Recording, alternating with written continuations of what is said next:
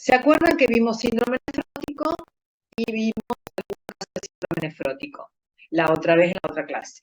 ¿De eso a ustedes les quedó una duda? Les puse algunos pacientes medio complejos como para que vean, tanto en hematuria, con los casos clínicos, como en síndrome nefrótico, les mezclé bastante como para que vean que a veces nosotros estudiamos una teoría, pero después en la práctica los pacientes son totalmente distintos. Que a veces lo primero que uno piensa termina no siendo. Como les contaba yo de esa paciente que tenía el cáncer urotelial, ¿no? Bueno, ahora vamos a ver nefrítico, que un poco con la hematuria se mezclan, pero bueno, para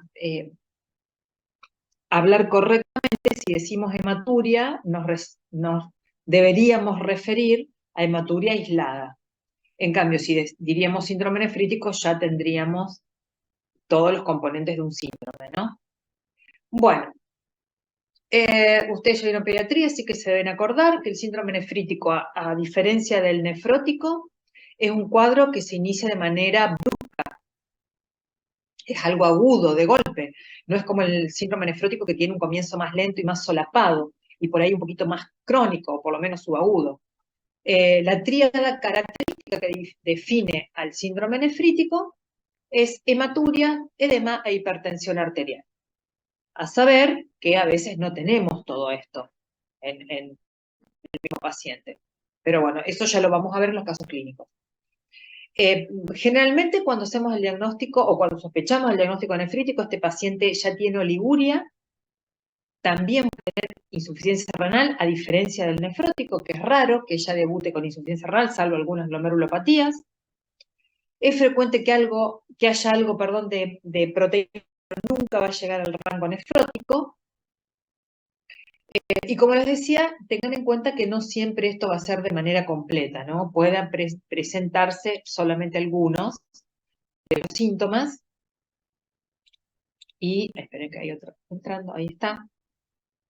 Y a veces solamente lo sospechamos con hematuria glomerular y proteinuria y nada de lo demás. No tienen edema, no tienen hipertensión arterial. Bueno, como les decía, este término se está dejando de utilizar con el paso del tiempo y la clínica característica del síndrome nefrítico, o por lo que se describió por primera vez el síndrome nefrítico, es la glomerulonefritis post-estreptocóxica. Pero ahora ya vamos a ver que un montón de glomerulopatías tendrían la misma clínica. Entonces, la hematuria es lo más, prácticamente en todos los pacientes existe hematuria. El 50% de nuestros pacientes puede hablar o consultar por hematuria macro. Siempre tiene que tener hematíes dismórficos. Recuerden, esto es una glomerulopatía, entonces tiene que tener hematíes dismórficos. Y bueno, puede haber, por supuesto, cilindros hemáticos y también la proteinuria. Si vamos a hablar de la tóxica, que es la clásica, digamos, de presentación con síndrome nefrítico, nos tenemos que recordar que la hematuria inicia entre 2 semanas, aproximadamente 15 días después del proceso inflamatorio o infeccioso faringoamigdalar y puede llevar hasta un mes post-infección cutánea. Ahora bien, si tenemos hematuria, pero coincide con algo más, como por ejemplo otro proceso infeccioso, el ejercicio físico, una vacunación X, o vemos otros signos de enfermedad sistémica, bueno, deberíamos pensar en otra nefropatía que no sea la post-estreptocóxica, ¿no? Pero bueno, por eso les digo que este término nefrítico se está dejando de usar. Por ahí ustedes no, porque recién están empezando, pero los médicos con mucho más años en la medicina asocian nefrítico como post-estreptocóxica, solamente.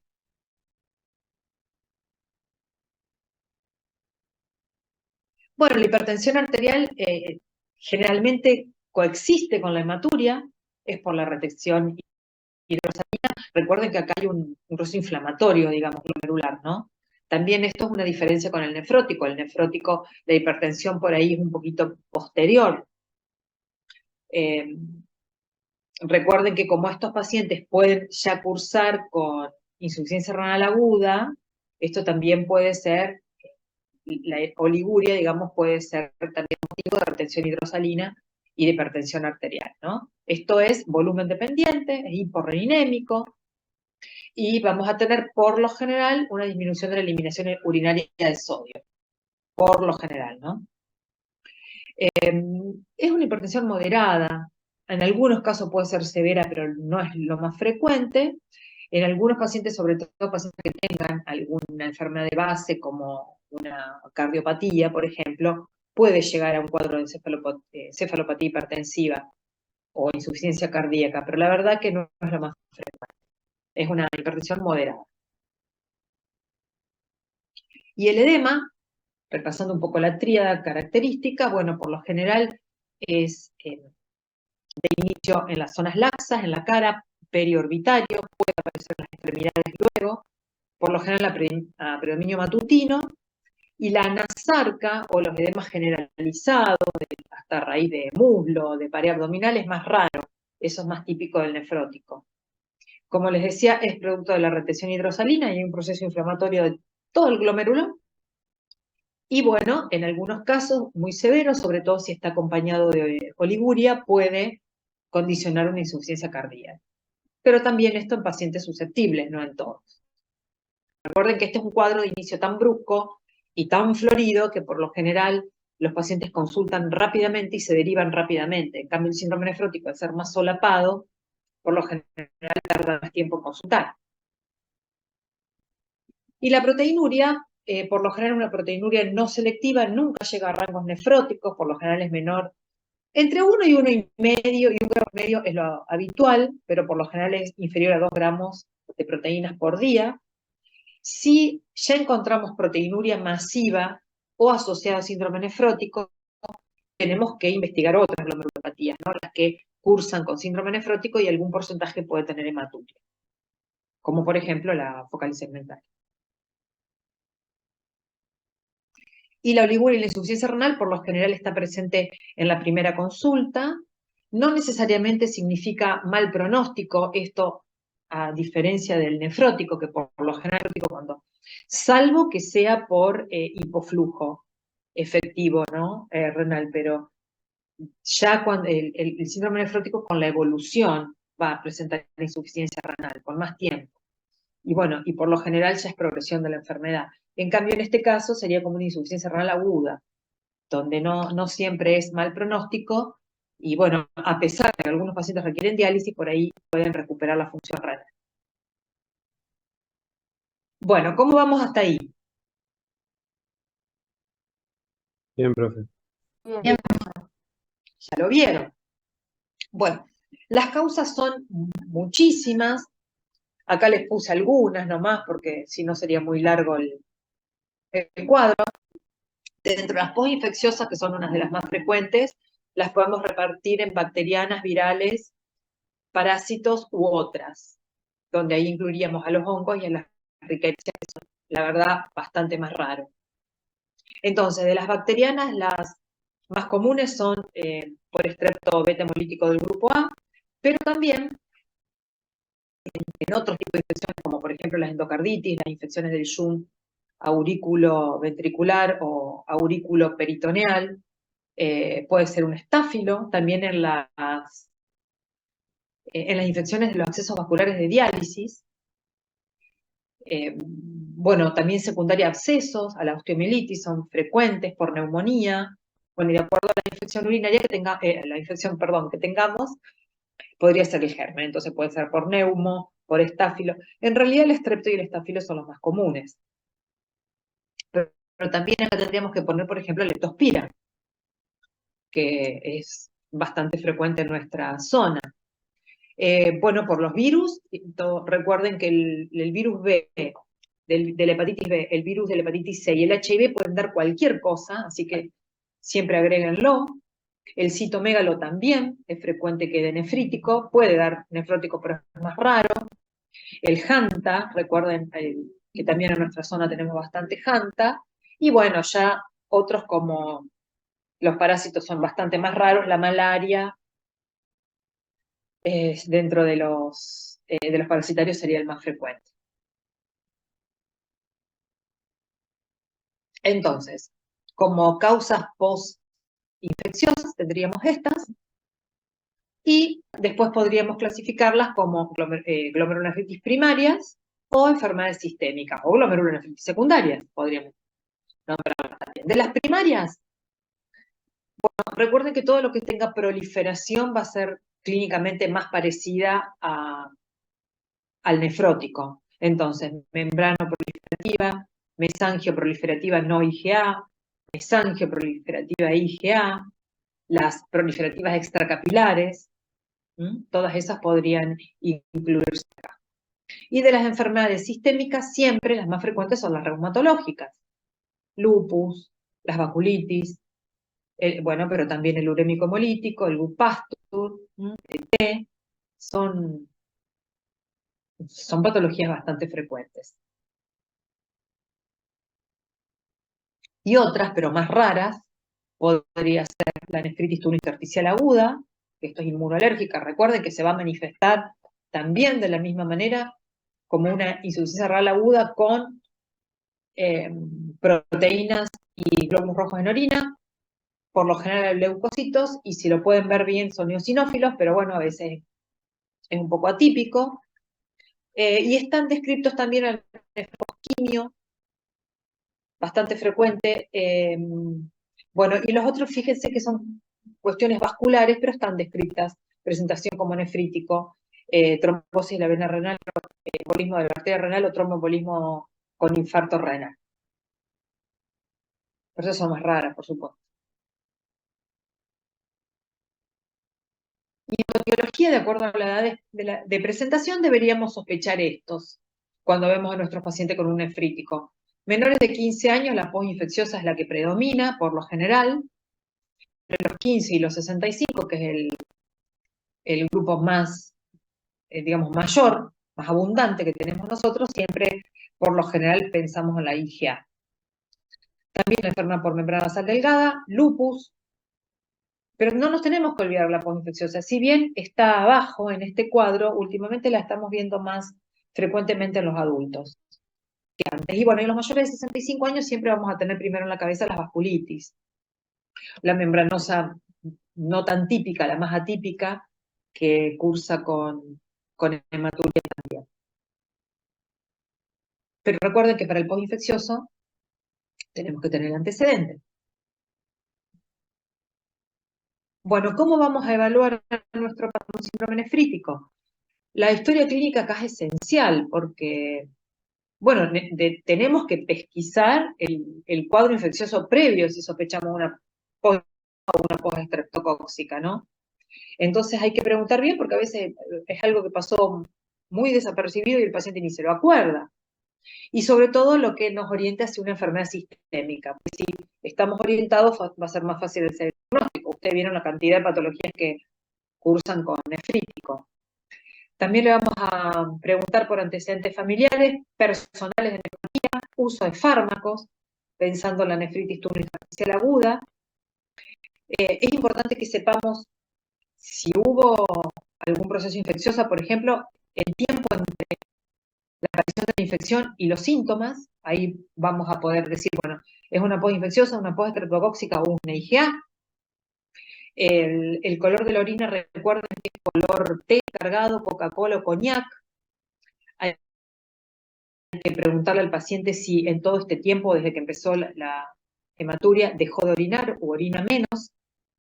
Y bueno, ver si hay edema, por supuesto, cómo están distribuidos, la presión, lesiones cutáneas, por ejemplo, que nos hable de una vasculitis, y por supuesto si hay datos de insuficiencia renal, ¿no? Y al laboratorio le vamos a pedir todo, porque por lo general son pacientes que no tienen diagnóstico, que consultan por la hematuria y es lo único que tienen. Entonces, función renal, un sedimento bien hecho. Bueno, por supuesto, las inmunoglobulinas, las crío, todo el perfil reumatológico. Acá deberíamos agregar anticuerpos antimembrana basal. Serología, una ecografía renal para ver qué está pasando ahí. Y por lo general, a la mayoría de nuestros pacientes lo biopsiamos, ¿no? Salvo que tenga algún cuadro muy típico. Pero por lo general son pacientes que van a biopsia.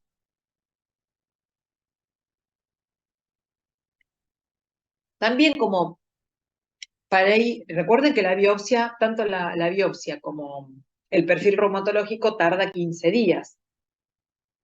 Entonces, para ir poniendo nosotros más o menos en la cabeza cuál de las guías puede ser la que presente nuestro paciente, podríamos hacer otra clasificación según el complemento, el C3 y el C4, que el C3 y el C4 lo tenemos rápidamente. El día siguiente, por ejemplo, cuando lo pedimos, tenemos los valores de C3 y C4. Entonces puede ser con C3 y C4 bajos, con C3 y C4 normal, y con C3 bajo y C4 normal. Esos son lo más habitual que encontramos. Recuerden que la post-estreptocóxica, si la sospechamos, va a estar en esta. Por lo general, la post-estreptocóxica tiene un C4 normal y un C3 bajo, que después vamos a ver, de acuerdo a cómo se mantiene en el tiempo, si vamos a sospechar otra patología o no. Ahora, si tienen los dos complementos bajos, ya tenemos que pensar en otra cosa diferente a la post-estreptocóxica, ¿no?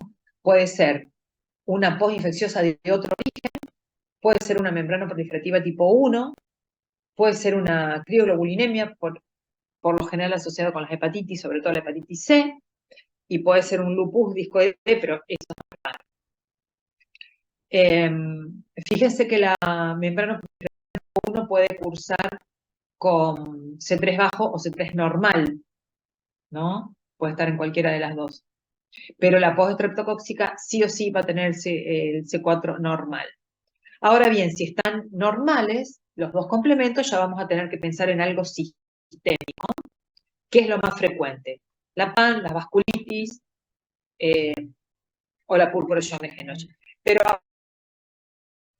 si tenemos también C3 y C4 normales y tratamos algo sistémico, una de las que cursa con C3 y C4 normales es la IgA. Rápidamente progresiva, pero en este caso habría otras cosas para diferenciarla, y la glomerulonefritis por anticuerpos antimembrana basal glomerular y la paucina. ¿Quedamos hasta ahí? ¿Eso les quedó claro? Nosotros ahí ya las primeras 24 horas ya podemos ir poniéndolo en uno de estos hasta que recibimos todos los otros estudios. Por lo general se vio. Profe, Sí, le consulto. ¿Estos pacientes ante la sospecha se internan o de acuerdo al estado clínico del paciente? no, por lo general el nefrítico sí se interna, porque el nefrítico clínicamente es una insuficiencia renal aguda. Por lo general están oligúricos y ya tienen algo de insuficiencia renal. Y la insuficiencia renal aguda, ya la vamos a ver más adelante, puede cambiar en horas. Entonces es un paciente que tiene que estar algo de mayor complejidad. Sí, Bien, gracias.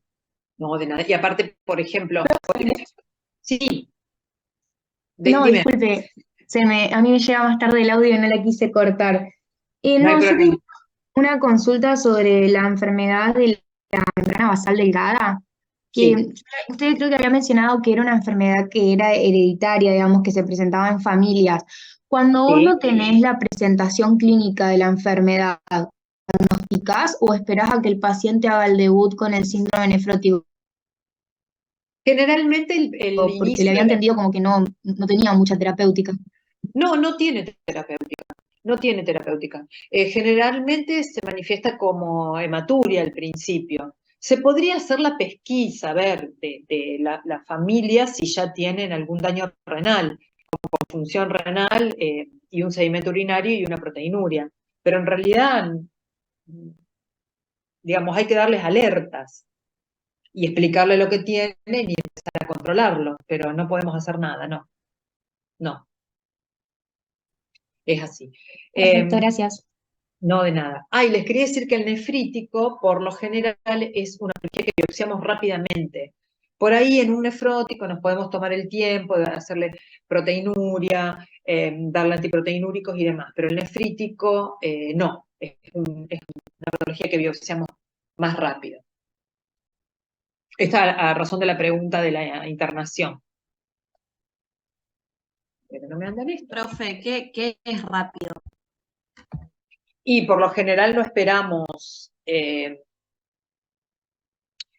los anticuerpos y demás. Todo va a depender la velocidad de la biopsia de la función renal. Porque siempre ya, no nos quiero apurar porque todavía no lo vimos, pero un nefrítico, a mente que clínicamente es una insuficiencia aguda, nosotros tenemos que tener en la cabeza si digamos, lo urgente a descartar es que no sea una rápidamente progresiva, porque la rápidamente progresiva necesita un tratamiento rápido para evitar que ese paciente termine renal crónico en diálisis, ahí a las semanas. Entonces, por ahí, si este paciente lo vemos un día y tiene una creatina y el día siguiente esa creatina aumentó, y bueno, lo biopsiamos ahí lo más rápido. En cambio, por ahí el nefrótico nos da un poquito más de tiempo. Prepararlo bien al paciente, medicarlo, etcétera, etcétera. El nefrítico es más urgente, digamos.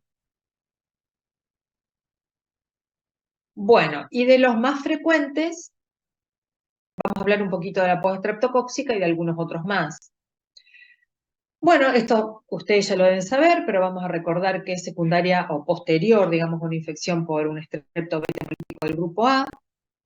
Si bien no se sabe exactamente la fisiopatología, bueno, se cree que hay depósitos o formación in situ de complejos inmunes en la membrana basal y se lesionan los podocitos. Recuerden que todo acá inicia con la lesión de los podocitos. Va a aparecer entre 10 días aproximadamente, 2 semanas del cuadro faringoamigdalar y más o menos alrededor de 20 días a un mes del cuadro cutáneo, de infección cutánea.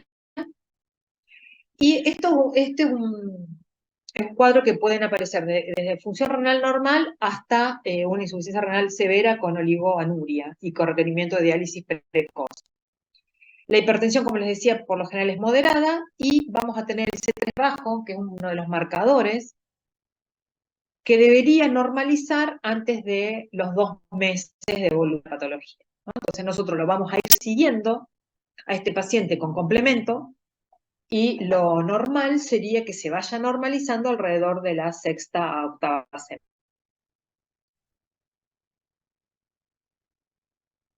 Bueno, hay varios tipos de presentación, sobre todo en el adulto. Una subclínica donde va a haber microhematuria. Por lo general no hay más nada, la presión arterial puede estar normal o no. Y bueno, ahí lo único que haríamos el diagnóstico es con un complemento disminuido, un C3 disminuido. En estos casos, digamos, es importante sospecharlo. Si ustedes están tratando pacientes, supónganse, por una infección cutánea o por una infección faringoamigdalar, y bueno, después le piden un análisis y le aparece la microhematuria, ¿no? Por lo general, como es asintomático, tiene que ser el médico que sigue ese paciente por ahí encontrar la hematuria. La mayoría de los pacientes se van a presentar como un síndrome nefrítico agudo de comienzo brusco, donde la mitad de los pacientes va a tener hematuria macro. Fíjense que hasta un 30% puede tener insuficiencia renal, ¿no? Ese es el más frecuente. Algunos libros describen que hasta un 20% podría presentarse con hematuria con una proteinuria de rango nefrótico, está medio discutido. Y bueno, y puede haber una forma rápidamente progresiva que en este caso de la post-streptocóxica es rara. Es menos de un 5% de los pacientes. Bueno, recuerden, le vamos a pedir un laboratorio de sangre y de orina a nuestro paciente con proteinuria de 24, complemento sérico C3 y C4, donde el C3 va a estar disminuido y el C4 normal. El cultivo faríngeo, si bien algunas lo hacen, lo piden de rutina, no es muy útil porque solamente va a ser positivo en un cuarto de nuestros pacientes. El ASLO o ASTO, como ustedes lo quieran llamar, es positivo en casi todos los pacientes con faringitis, pero en realidad es preferible hacer la curva de anticuerpos que pedir directamente el ASLO. Tampoco sería tan diagnóstico, digamos, ¿no? Bueno, sí podríamos pedir los anticuerpos antiestreptoquinasa, antihialuronidasa, pero bueno, por ahí no se pueden pedir en todos los lugares. Y si le hacemos una ecografía renal a nuestro paciente, vamos a ver riñones un poco aumentados de tamaño, hiperecogénicos, lo característico de la insuficiencia renal aguda, ¿no? Del proceso inflamatorio que vamos a ver ahí.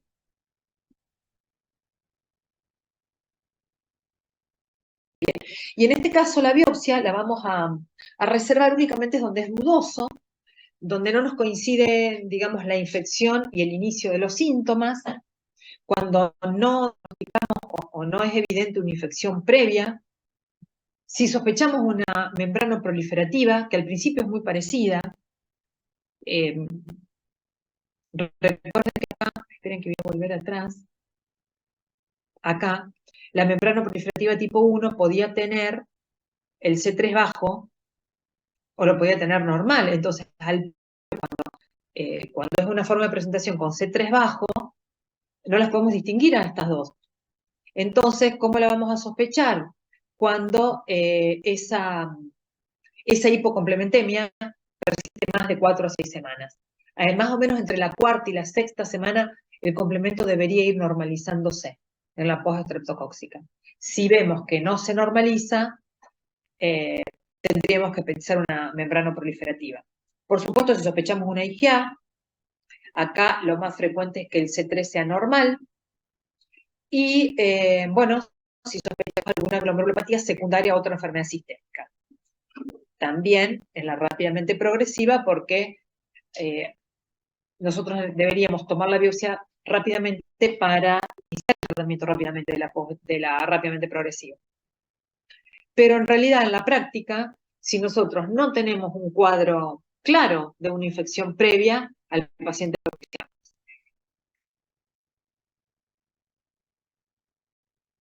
Bueno, ¿qué vamos a ver en la post-estreptocóxica? La proliferación endógena. Fíjense la diferencia entre el glomérulo con esta proliferación y el glomérulo normal. Fíjense que acá está, hay muchísimas células. Y en la biopsia, perdón, en la inmunofluorescencia vamos a encontrar ese depósito de C3 de forma granular, que es lo más habitual. Por eso el C3 está disminuido, porque está todo ahí. Ahora, la ecografía renal, vamos a ver esto, vamos a ver un riñón algo aumentado de tamaño, o puede ser normal, pero con las pirámides. Está hiperecogénico, pero fíjense que no es como la del renal crónico, ya lo vamos a ver la próxima. Las pirámides están bien marcadas y demás, ¿no? Esto es un riñón hiperecogénico, pero por proceso inflamatorio, no por fibrosis. El tratamiento, vamos a tratar por un lado el síndrome nefrítico, entre comillas, porque no hay mucho para hacerle, y por el lado la patología, si ya tenemos el diagnóstico. Por supuesto, lo primero es la restricción de agua y sal. Esto va a depender de la diuresis de nuestro paciente y de la presión.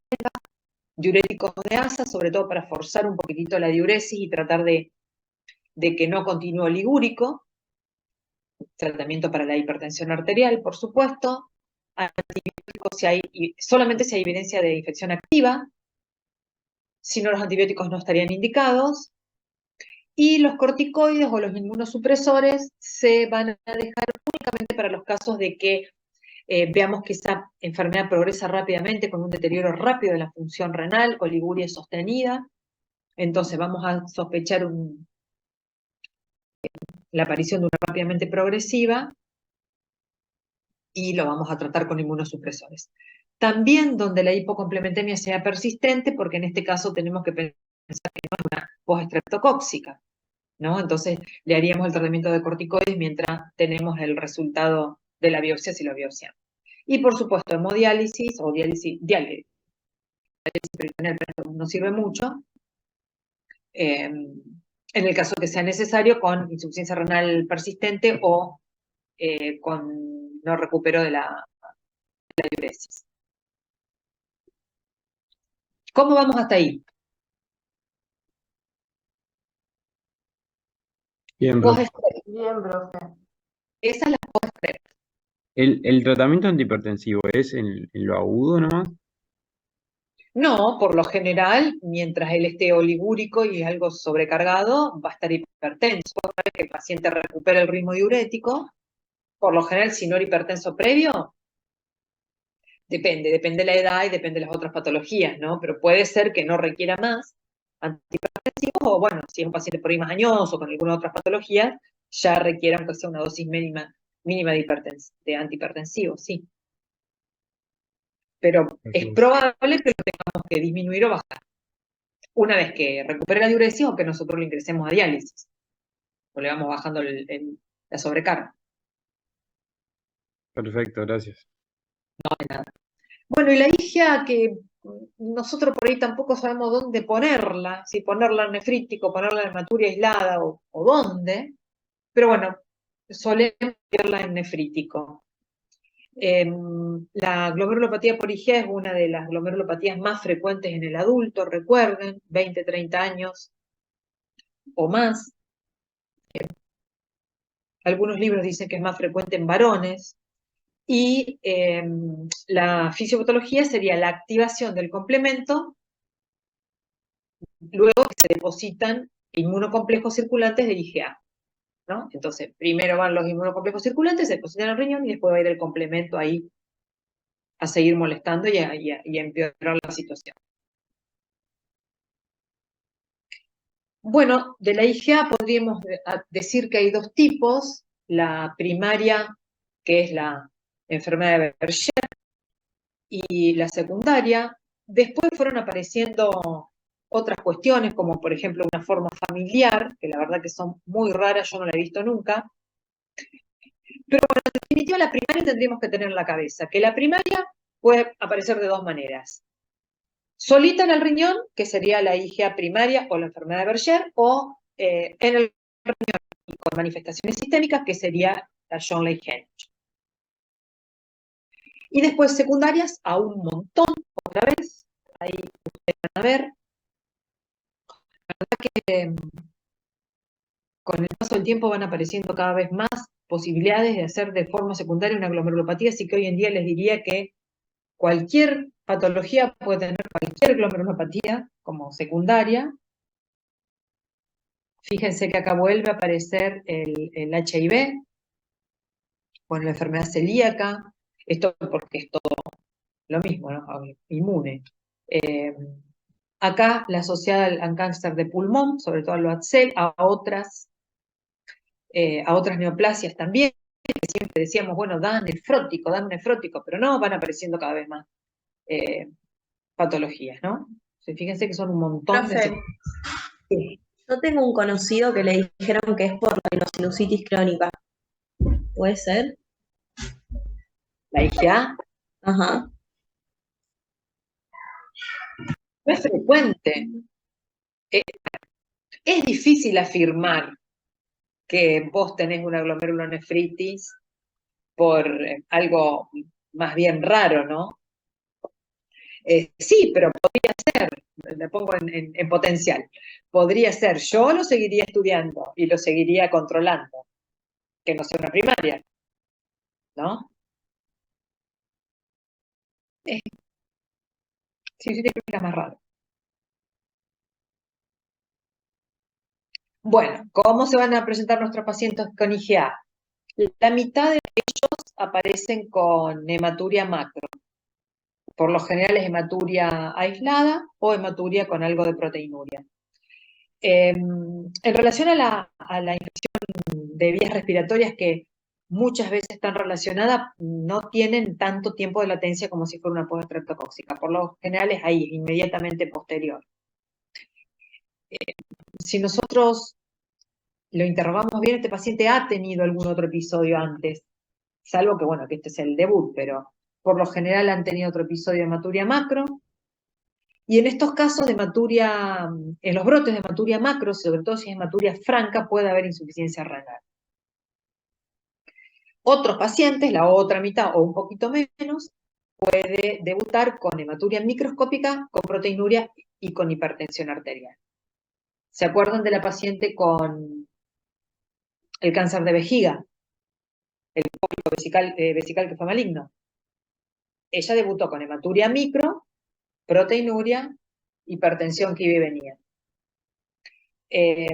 Bueno, y un pequeño porcentaje de pacientes, poquito, ya puede, digamos, venir a la consulta con algo de insuficiencia renal, ¿no? Como una glomerulonefritis crónica. La insuficiencia renal aguda es rara. Si hay insuficiencia renal aguda, lo más probable es que en la biopsia encontremos semilunas, ¿no? O bueno, o bien una hematuria más que cause daño tubular, digamos, ¿no? Por tanta hematuria. En cuanto al nefrótico y la rápidamente progresiva, es rara, es menos del 10%, pero nosotros hemos visto rápidamente progresiva por IgA. Y tenemos que tener en cuenta que hasta un 30% de estos pacientes pueden llegar a una insuficiencia renal terminal a 20 años de diagnóstico. No todos, pero un 30%. ¿Sirve la IgA sérica para el diagnóstico? Más o menos, porque el 50% la va a tener normal. Entonces, por ahí no la pedimos. Vamos directamente a la biopsia. Porque, ¿qué pasa? Si nos da aumentada, bueno, más para la etiología. Ahora, si nos da normal, no descartamos nada. Esto más o menos cuadrito. Microhematuria el 80%, macro un 43%, bueno.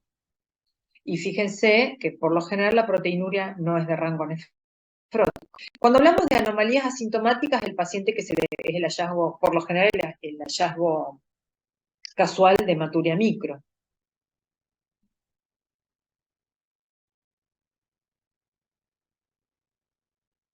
Y cuando nosotros biopsiamos a nuestro paciente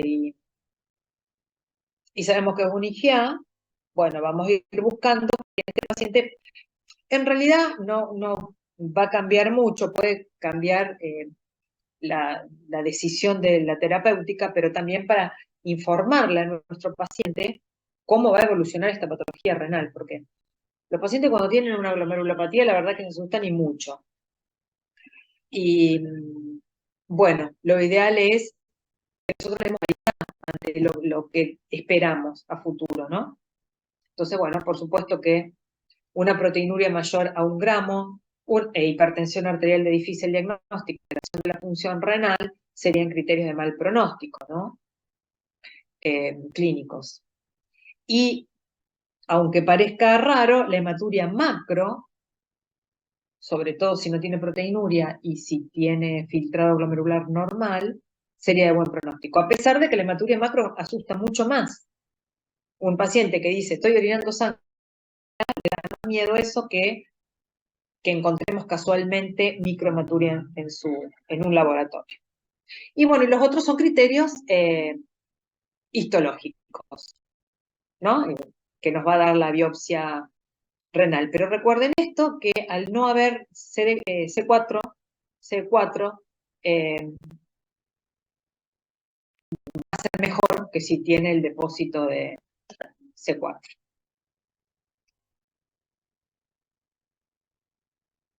Bueno, como les decía, el mal pronóstico sería en el momento del diagnóstico que el paciente esté hipertenso y que aparezca proteinuria. A veces consulta con proteinuria, pero en el plazo de un tiempito empieza con microhematuria y la proteinuria que empieza a aumentar. Por lo general, a medida que se deteriora la función renal, la proteinuria también empeora. Ya en esta patología, ya sabemos que más de 1 gramo y menos de 1 gramo de proteinuria hace la gran diferencia. Fíjense que más de 1 gramo de proteinuria tiene 46 veces más riesgo de ir a diálisis, vamos a las cortas, que un paciente con proteinuria menor a 0,5. Entonces acá es muy importante que hagamos lo posible para tratar de que esa proteinuria no llegue al gramo, o por lo menos si tiene más de 1 gramo, tratar de disminuirlo porque el cambio es muy grande. 46 veces más riesgo de terminar en diálisis más rápido. No sabemos muy bien por qué es la causa, pero en este caso es más importante la proteinuria que en otras nefropatías.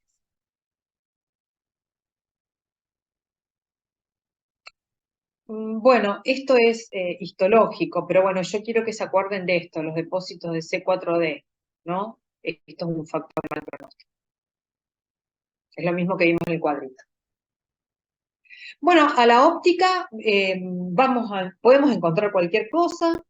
Lo más común es esa celularidad que vimos recién, sobre todo en mesangio, pero bueno, puede haber necrosis, puede haber semilunas, puede haber esclerosis, eso va a ir dependiendo del pronóstico y de la gravedad del cuadro, ¿no?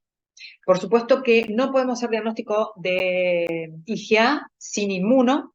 La inmuno nos va a mostrar el depósito de IgA predominantemente, que si se estudia un poquito más es una IgA 1 en el mesangio. Puede haber también IgG, puede haber IgM,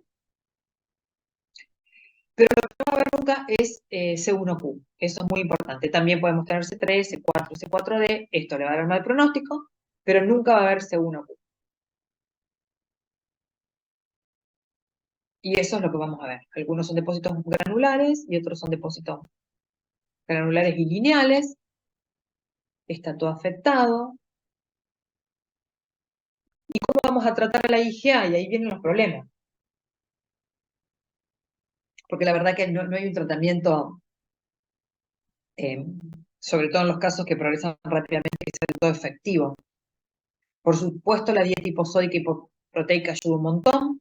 Vamos a ponerle IECA 2 para tratar la hipertensión si la tiene o no, para dosis más chiquitas, digamos, como antiproteinúrico. Los omega 3 están descriptos. Una vez hubo un trabajo de asociar omega 3 con lisinopril, si no me equivoco.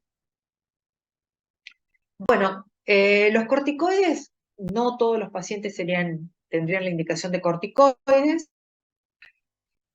Mínimamente deberíamos tratarlos 6 meses, si no, no vamos a ver ningún cambio. Podríamos empezar con 1 miligramo por kilo por día, mientras se mantenga la proteinuria mayor de 1 gramo. Después, una vez que empiece a bajar, empezar con la pauta de descenso. Los otros inmunosupresores no son efectivos, así que no se indican. Y ahora están haciendo varios estudios con la budesonida, que en varios varios estudios informan que mejora la proteinuria, y al mejorar la proteinuria va a enlentecer la progresión de insuficiencia renal crónica, ¿no? Se están también tratando de usar los inhibidores del complemento, pero bueno, estos serían pacientes que tienen proteinuria alta con insuficiencia renal y que no responden a otro tratamiento. Son ensayos, todavía no tenemos mucha definición de esos tratamientos. Son difíciles también de conseguirlos, ¿no? Porque son muy caros. Entonces, estas son recomendaciones. Así, con esta tabla nos manejamos por lo general nosotros. Si la hematuria es macro, recurrente, recuerden que la hematuria macro tenía mejor pronóstico, sobre todo si no tenía proteinuria, y la función renal está normal, no lo tratamos. Si tiene proteinuria aislada, menor a 1 gramo, le vamos a dar, me refiero a insuficiencia renal, ¿no?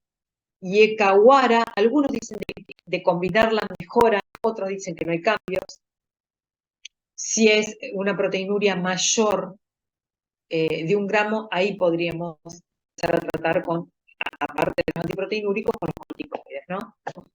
Y después esto está medio peleado, con una proteinuria mayor a 1 gramo, con deterioro de la función renal. La ciclofosfamida está medio discutido, por lo general no se hace IECA y ARA más prednisona. Acá. Bueno, si hay una insuficiencia renal aguda,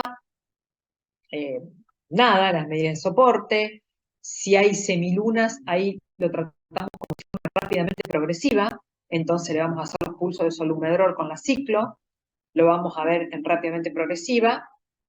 Y bueno, el mantenimiento sería, una vez lograda descender la proteinuria a menor de 1 gramo, seguiríamos con la pauta en descenso de la prednisona, y bueno, podría asociarse estas, nosotros la verdad no las usamos. ¿Mm? Ahora bien, cuando el paciente ya está con un filtrado menor del 30%, lo único que nos queda es y llegar lo mejor posible también a la diálisis. Profe, Sí. Decime. Perdón, en la diapositiva anterior no estaba puesto como que si los inmunosupresores no se daban o que no se recomendaban. No, no se recomiendan porque no son efectivos, pero en estos casos hablamos de salvataje. Acá tenés semilunas, o sea que acá es una rápidamente progresiva. Se le hace todo Ajá, lo que se puede para evitar que el paciente termine en diálisis ahí nomás, la semana siguiente. claro. Bien, bien. Y en estos casos sería más o menos lo mismo, pero con un deterioro con un filtrado mayor de 30, como para sostenerlo en 30, para evitar el ingreso a diálisis. De todas maneras, no son efectivos. Vos, de acuerdo a la bibliografía que leas, algunos te van a decir solamente hacer prednisona, otros te van a decir, bueno, mira, si no responde a la prednisona o el solumedrol en bolos endovenosos, bueno, hacerle un ciclo de ciclofosfamida y ver. Está discutido el tratamiento. Lo que se trata es evitar por todos los medios de que deteriore rápido y que ese paciente lo condenes a diálisis pronto, porque recordad que son pacientes jóvenes por lo general, Sí, sí. pero igual no son muy efectivos. Una vez que aparece el deterioro renal y esa proteinuria de rango nefrótico altísima, y por lo general no responden a nada. Ah, Es una bueno, compleja, gracias. no de nada. Y bueno, y como tenemos un montón de pacientes, podemos tener una glomerulopatía por IgA en situaciones diferentes, como por ejemplo en el embarazo.